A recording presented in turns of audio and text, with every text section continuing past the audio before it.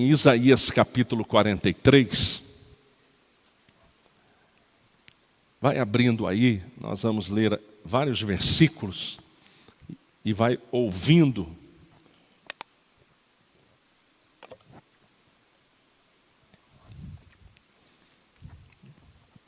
Essa semana eu passei por alguns exames, o Senhor tem cuidado. Obrigado a todos que têm orado por mim, continue orando, colocando minha vida nas mãos do Senhor. Eu estava no hospital, quase virou um culto, foi aparecendo gente, tudo canto é canto dentro daquele hospital. e daqui a pouco, eu já estava do outro lado da vida, vendo Jesus. Não estou brincando, mas eu estava vendo assim, tudo meio arredondado, meio tudo negócio rodando.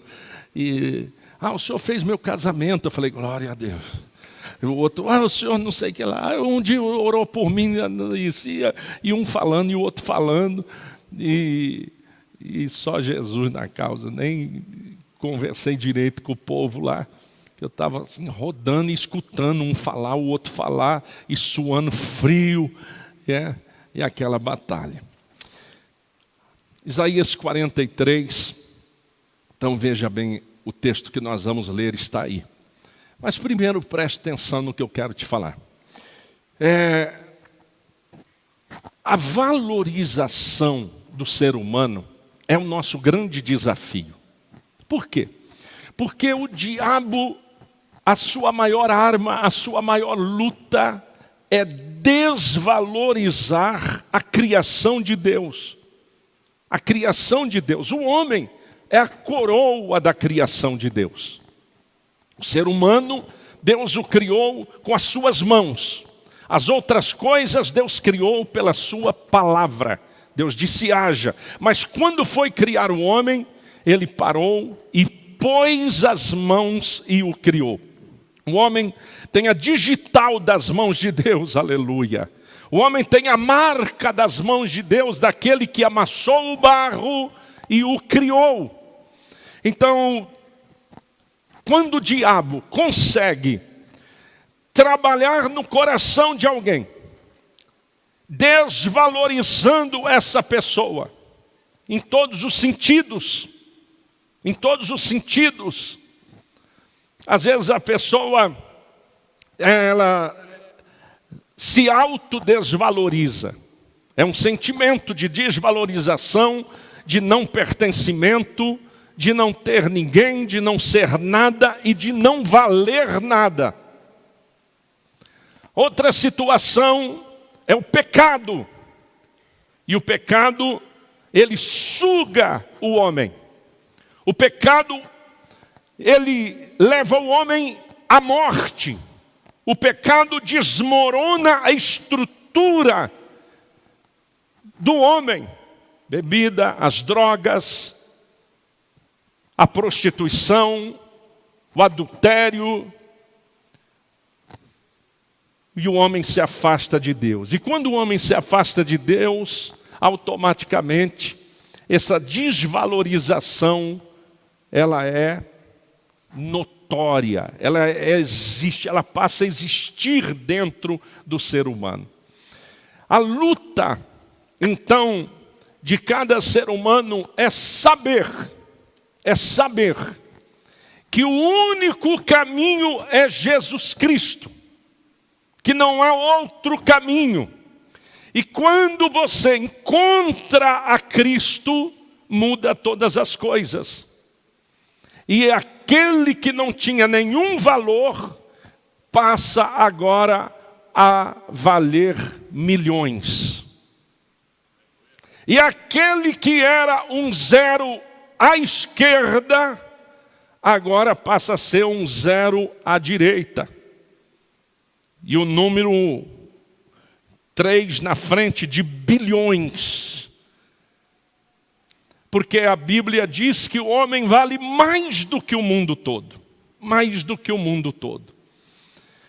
A grande guerra entre descobrir esse valor, essa posição ela é grande, ela existe e é o que a palavra de Deus tem a nos orientar. Porque nós não somos alguém jogado no mundo para a sorte. Nós somos alguém criados por Deus, com um propósito de Deus na nossa vida, o servimos e valemos muito. Isaías 43, versículo 1 a seguir. Mas agora, assim diz o Senhor que te criou, ó Jacó, e que te formou, ó Israel. Não temas, porque eu te remi.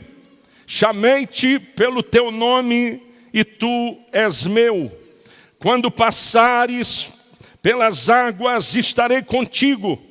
E quando pelos rios, eles não te submergirão.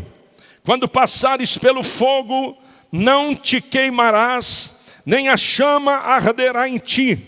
Porque eu sou o Senhor teu Deus, o Santo de Israel, o teu Salvador. Dei o Egito por teu resgate, a Etiópia e a Seba em teu lugar. Visto que foste precioso aos meus olhos, também foste honrado, e eu te amei. Assim dei os homens por ti e os povos pela tua vida. Não temas, pois, porque estou contigo.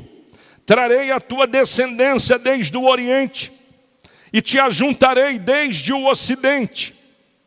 Direi ao norte, dá, e ao sul, não retenhas. Trazei meus filhos de longe e minhas filhas das extremidades da terra. A todos os que são chamados pelo meu nome, e os que criei para a minha glória, eu os formei, e também eu os fiz. Trazei o povo cego que tem olhos, e surdos que têm ouvidos. Todas as nações se congreguem, e os povos se reúnem. Quem dentre eles pode anunciar isto, e fazer-nos ouvir as coisas antigas? Apresentem as suas testemunhas para que se justifiquem, e se ouça e se diga, verdade é. Versículo 10. Vós sois as minhas testemunhas, diz o Senhor, o meu servo, a quem escolhi, para que o saibais e me creiais e entendais que eu sou o mesmo, e que antes de mim Deus nenhum se formou, e depois de mim nenhum haverá. Eu sou o Senhor, e fora de mim não há Salvador. Eu anunciei, e eu salvei, e eu fiz ouvir, e Deus estranho não houve entre vós. Pois vós sois as minhas testemunhas, diz o Senhor, eu sou Deus. Ainda antes que houvesse dia, eu sou. E ninguém há que possa fazer escapar das minhas mãos, agindo eu, quem impedirá? Nós te louvamos, Senhor, pela tua poderosa palavra, e nós te pedimos que o Senhor venha falar conosco, que a tua graça, Senhor, venha resplandecer sobre nós esta noite, e o Senhor venha falar ao mais profundo do nosso coração, em nome do Senhor Jesus. Amém, amém e amém. Aleluia. Você pode dar um glória a Deus pela leitura da palavra? Glória a Deus. Então o texto essa noite é sobre esse valor tão precioso que cada um de nós temos diante do nosso Deus, E no versículo 1, ele começa dizendo que ele é aquele que nos conhece. Ele é aquele que nos conhece por alguns pontos. Ele nos conhece, em primeiro lugar, porque Ele nos criou. Então, se Deus nos criou, Ele te conhece. Ele sabe quem é você, A Bíblia diz que Ele sabe quantos fios de cabelo tem na nossa cabeça. Ele te conhece porque Ele te formou. Você não é um acidente do acaso, produto de relação sexual. Você é propósito divino, criação de Deus. Por isso, Ele te conhece. Um dos salmos preferidos meus, e a igreja acho que já decorou, que eu sempre repito, é o Salmo 139.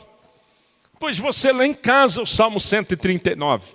Mas um dos versículos diz: o Senhor me teceu quando eu não tinha forma nenhuma no ventre da minha mãe, aleluia. O Senhor me formou no ventre da minha mãe. Ele que me teceu. Por isso que a igreja, ela é claramente contra aborto. Claramente contra aborto. Porque nós cremos na vida. E nós cremos que a criança gerada no ventre, ela é obra-prima do nosso Deus. Ele é aquele que te conhece. Ele é aquele que te conhece. Ele é aquele que te conhece em segundo lugar, porque Ele é onipotente, onisciente e onipresente. Ele é aquele que sabe todas as coisas. Ele é aquele que está em todo lugar. Então Ele te conhece. Ele sabe quando você não está bem. Ele sabe quando você chora. Ele sabe quando você está alegre. E Ele sabe quando você está triste. Ele sabe quando você está são. Ele sabe quando você está doente. Ele sabe quando você está com vontade de jogar tudo para o alto. E Ele sabe quando você está lutando para isso não acontecer. Por quê? Porque Ele te conhece. Ele te conhece. Deus sabe quem é você. Você não está fora do radar de Deus. Aleluia. Você não está fora do alcance. Aleluia. Do alcance, aleluia, do radar de Jeová. Candarabasúbria. E quando o radar de Deus passa, te detecta. Deus te acha no esconderijo. Não tem lugar para você se esconder. Se você vai para o fundo do mar, Ele te acha. Para o alto da montanha, Ele te pega. Onde você for, Deus vai lá e te encontra. Porque Ele é onipresente. Ele está em todo lugar. Ele te conhece. Ele te conhece em terceiro lugar, porque Ele é o seu Pai. E o Pai conhece o Filho. O Pai conhece o Filho. Que pai não sabe que o filho, entrando naquela fileira, nas gôndolas dos chocolates do supermercado, não sabe qual é o chocolate que o filho gosta. Não é qualquer um. Sabe qual é o chocolate. Que pai não sabe que o filho, quando vem abraçando suas pernas, com uma conversa mole, falando não sei o quê. Meu Deus, toda vez que o que precede os R$10 é um beijo. Toda vez eu ganho um beijo, eu ganho um abraço. Pai, isso é lindo, pai. Pai, esses cabelos grisalhos. Ai, pai, não sei o quê, não sei o quê. Aí, como que não quer nada, aí eu vou ali, tem R$20. Deus é o teu pai. Deus sabe do que você está pedindo. Até antes de pedir. E o pai não fica esperando o filho pedir? Fica esperando o filho pedir. O pai conhece, sabe e fica esperando que o filho peça. Então, peça com sabedoria. O Senhor é o teu pai, Deus é o teu pai. Sabe do que você precisa. Está ali para te ouvir, para te responder e para te abençoar. Amém? No versículo 1, o Senhor diz também, mediante tudo isso, você sabendo que eu te conheço, que eu te formei, que eu te criei, que eu sou o seu pai, Ele diz: não tenha medo. Não tenha medo. O medo, ele nos assola constantemente. Em mais alto grau, em níveis mais baixos e em níveis mais altos. O medo, ele aparece por causa da insegurança. Ele aparece porque eu não sei o que vai ser depois da curva. O medo aparece porque eu não sei o que virá no resultado do exame. O medo aparece porque eu não sei sobre o trabalho, ou aquela conta que eu arrumei, ou aquela despesa que eu tenho a fazer. E aí o medo e a insegurança vêm e te assola, e te deixa frágil, e te deixa amedrontado, trêmulo. Depressão beira o medo. E daqui a pouco a pessoa está se trancando, apavorado, pânico, por causa desse medo. E aí Deus está nos dizendo essa noite: não tenham medo. Fui eu que te criei, fui eu que te formei. Não tenha medo. Aleluia. Você não está como uma folha seca, você está nas mãos do Todo-Poderoso. A folha seca está lá jogada na rua, levada pelo vento. Nós somos levados pelo vento do Espírito, somos levados pelas mãos de Deus. Não tenha medo. Salmo 91, que é bem conhecido, diz: 1000 cairão ao teu lado, 10.000 à tua direita.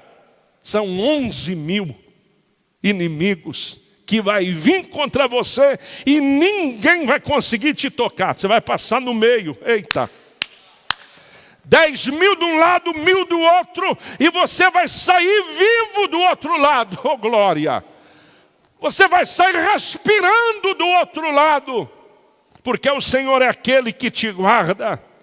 Por isso que ele diz no versículo 2: quando você passar pelas águas, elas não te submergirão. Agora vale lembrar que o povo de Israel, que recebe essa palavra original, era um povo que não conhecia ponte.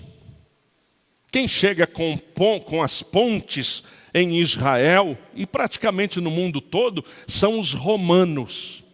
Os romanos foram os primeiros grandes construtores de vias, rodovias. Foram eles que abriram caminhos, grandes estradas, pavimentadas, não era asfalto, mas eram pavimentadas com pedras, com pedrisco, com areia. E eles construíram as pontes que ligavam. Mas Israel era um povo que não conhecia ponte. Então, como é que atravessava para o outro lado? Dentro da água, num barco, ou até mesmo nadando ou andando. Vamos ter que ir para o outro lado, mas aqui tem um rio. Como é que passa? E se não tem barco, nós vamos atravessar nadando. Tanto que a Bíblia mostra que Deus abre o Mar Vermelho, Deus abre o Rio Jordão, porque eles não tinham ponte, não tinha como atravessar. Agora, vem Deus e fala assim para eles: se vocês atravessarem as águas, elas não vão afogar vocês. Deus estava dizendo: todos vão ter um momento de atravessar desafios, limites, de atravessar as águas, de atravessar para o outro lado. Mas eu dou uma promessa: as águas não te submergirão. Estes problemas que você está passando, diz o Senhor, não te afogarão. Recebe em nome do Senhor Jesus, aleluia. Não te afogarão, não te afogarão. Versículo número 7, versículo 7, ele diz: eu chamei pelo teu nome. Eu chamei você pelo teu nome. O Senhor está dizendo, as águas não vão te submergir. O Senhor está dizendo, os inimigos vão cair diante de você, do seu lado, de um lado e de outro, e você vai atravessar. Você não vai ser submergido pelas águas. Eu chamei você pelo teu nome, oh glória. É interessante que na mesma passagem, no mesmo capítulo, Deus diz, um povo que vai ser minha testemunha e que vai ser chamado pelo meu nome. Olha só. Ele diz, um povo que vai ser chamado pelo meu nome. Aí no versículo 7 ele diz, eu conheço o teu nome. Eita glória. Quando você entrega a sua vida para Deus completamente, você deixa de ter o teu nome, aleluia, para ser chamado pelo nome dEle e ser a sua testemunha. E quando nós olhamos para o versículo de número 3, nós vemos o tamanho do valor que você tem, do valor que nós temos diante do Senhor. O versículo diz assim, porque eu sou o Senhor teu Deus, o Santo de Israel, o teu Salvador. Dei o Egito por teu resgate, a Etiópia e Seba em teu lugar. Deus está dizendo, eu comprei vocês. A troco de vocês, eu dei 1, 2, 3, 4 países. Deus está dizendo, para libertar vocês, para resgatar vocês, eu dei esses países. Então a grande mensagem do resgate, Deus estava dizendo, vocês têm tanto valor, que eles pereçam, mas vocês não. Eita glória! Que essas nações sucumbam, mas vocês não. Aleluia! Que essas nações pereçam, mas vocês não. Eu dei esse povo, essa gente, a troca de vocês, por vocês. Então o que Jesus fez por nós na cruz foi exatamente o resgate. Aleluia! Você não valia nada, estava perdido no Egito e era escravo. Mas vem Jesus e diz, eu compro, quanto vale? Preço de sangue, eu morro por ela. Quanto vale? Eu morro por ele. Quanto vale? É muito caro. Eu tomo a cruz e morro, entrego a minha vida a troco da vida dele, da vida dela, da vida daquele jovem, da vida daquele casal. Eu entrego a minha vida. Jesus te resgatou do pecado quando ele morre na cruz do Calvário. Qual o seu valor? Você é tão precioso para Deus. Você é tão importante para Deus. Você vale tanto para Deus.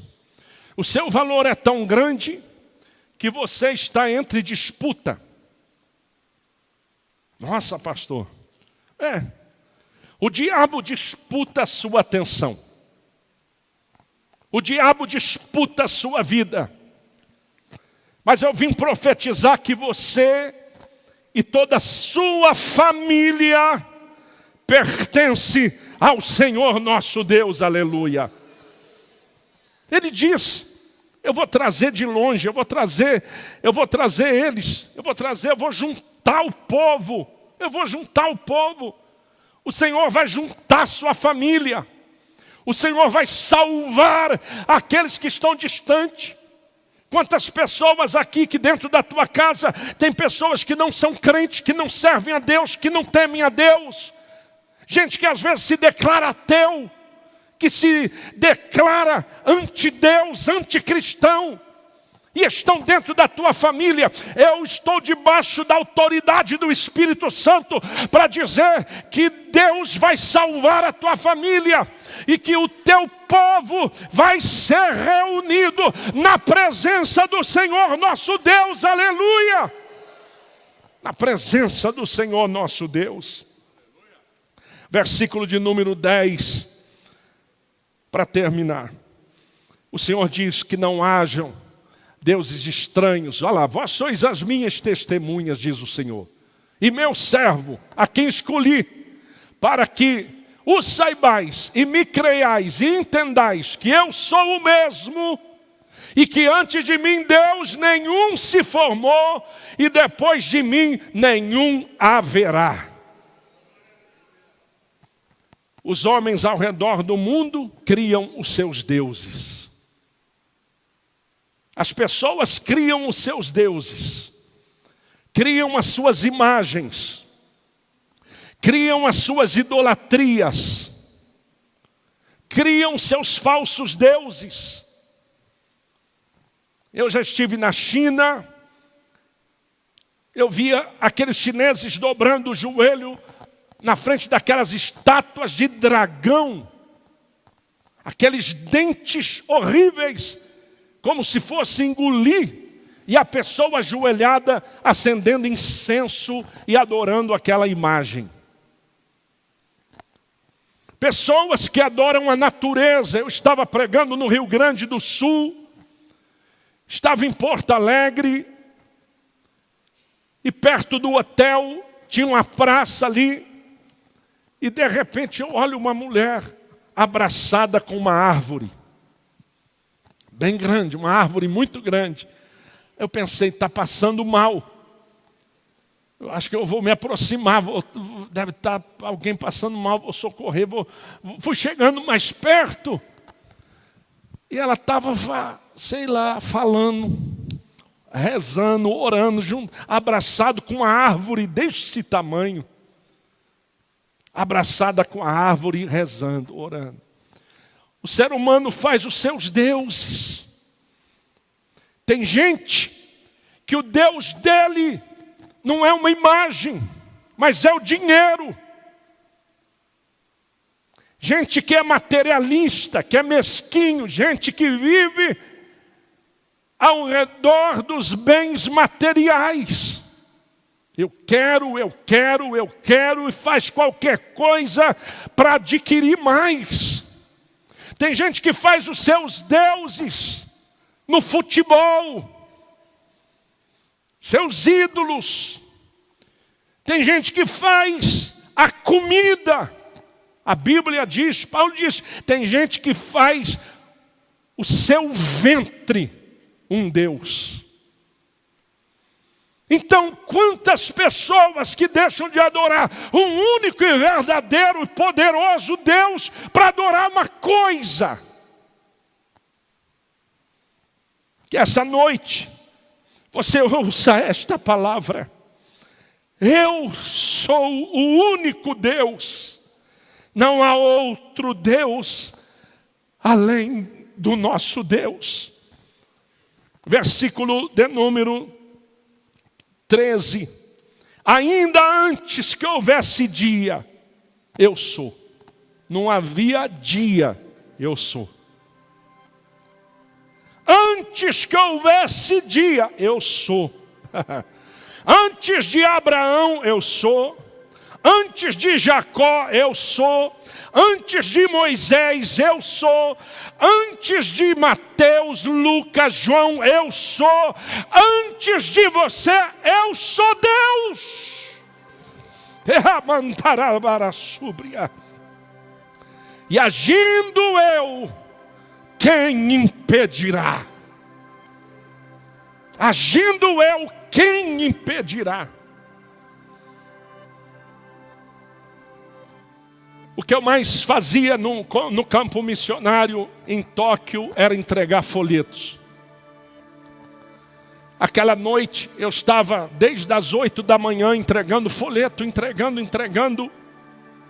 E volto para casa uma noite fria, de bicicleta, correndo, alegre, e com a mochila vazia nas costas, porque eu tinha conseguido entregar todos os folhetos. Quando eu estou chegando, eu morava na igreja. Na igreja, literalmente. Eu dormia, eu puxava o colchão para cá, para lá, dormia dentro da igreja. Eu morava dentro da igreja.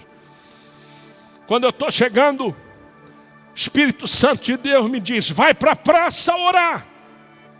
Disse: meu Deus, com esse frio, eu devo estar ruim mesmo, porque eu passei o dia inteiro pregando, evangelizando. Agora quero ir para casa. Deus me manda ir para a praça orar. Vai para a praça orar. E eu fui. Cheguei na praça, sozinho. Fiz aquela oração básica: Senhor meu Deus, aleluia, toda a tua presença, glória ao teu nome, obrigado por esse dia. Vim aqui buscar a tua face, amém. Vou embora. Quando eu vou sair, o Espírito Santo falou: ora mais. Falei: vixe, ora mais? Está muito frio. E eu fui orando, e deu 10 horas, 11 horas, meia-noite. Eu não tinha roupa para aguentar o frio daquela noite, abaixo de 0. Eu disse: Deus, eu vou embora, eu não aguento. E o Senhor dizia: ora mais. Quando eu me levantava para ir embora, descia um calor sobre a minha cabeça, e Deus aquecia o meu corpo, e eu sentava e dizia: eu aguento mais uns 5 minutos, e orava mais um pouco. Desse jeito foi a madrugada, 2, 3, toda hora que eu pensava vou embora, quando eu comecei a sentir o calor, eu parei de perguntar. Falei: Deus, tem alguma coisa muito forte comigo aqui, porque esse calor que desce, eu estou abaixo de 0 grau, sem roupa adequada. Quando eu levanto para ir embora, desce um fogo e aquece meu corpo. E eu sentava, orava sentado num banco da praça, a bicicleta jogada lá na grama. Quando foi dando 5 da manhã, que o sol começou a querer surgir no horizonte, começou a dar aquela quebra no breu, eu disse: agora eu vou embora. Disse: meu Deus, eu já levantava com medo, Deus dizer: ora mais. Aí eu me levantei, não senti nada, peguei minha bicicleta e fui chegar na igreja com o dia clareando.